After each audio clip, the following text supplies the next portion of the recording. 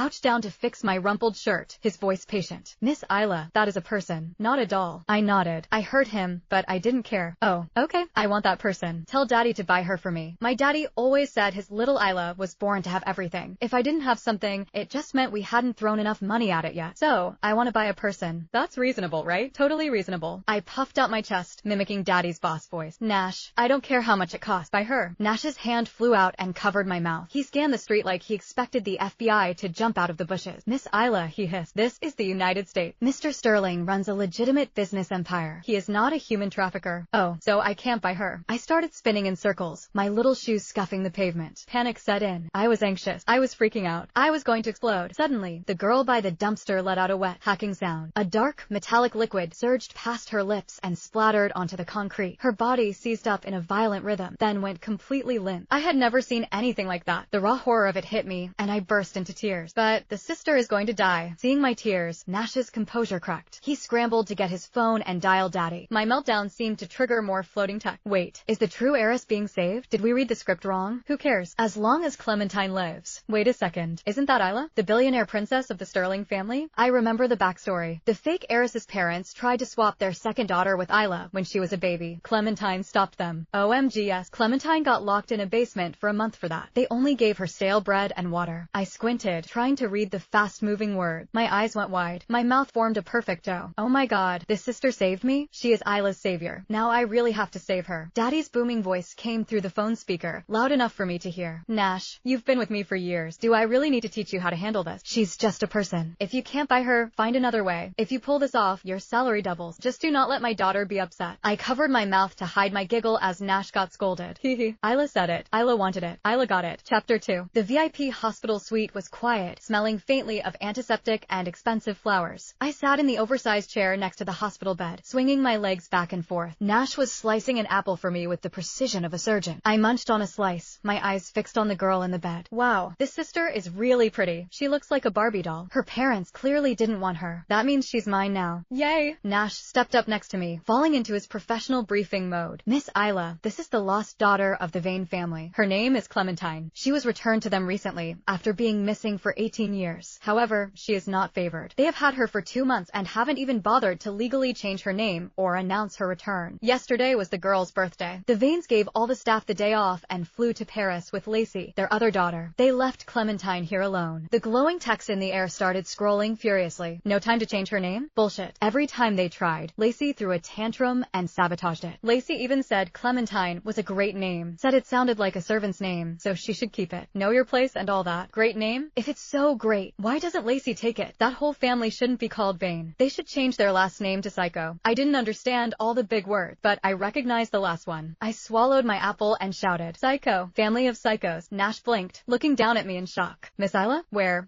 did you learn that word? I pointed a sticky finger at the air above my head. Nash squinted, seeing nothing but the ceiling. He was confused. He really is an idiot. The fairy tales say only smart people can see magic things. Ayla can see them. Therefore, Ayla is the smartest. The floating text seemed to notice me noticing them. Whoa, can the little princess see us? Wait, did you save Clementine because you saw our comments? You are literally the kindest baby ever. Voice message. Ayla can't read all that text. Send voice notes like me. Suddenly, the text turned into little audio bubbles. I couldn't hear the words, but the popping sounds made me giggle. Just then, a sound came from the bed. Clementine was waking up. I scrambled off the chair and leaned over the rail, placing my small hand on her forehead. Yay! Not hot anymore. She blinked, her eyes unfocused and glassy. She stared at me blankly.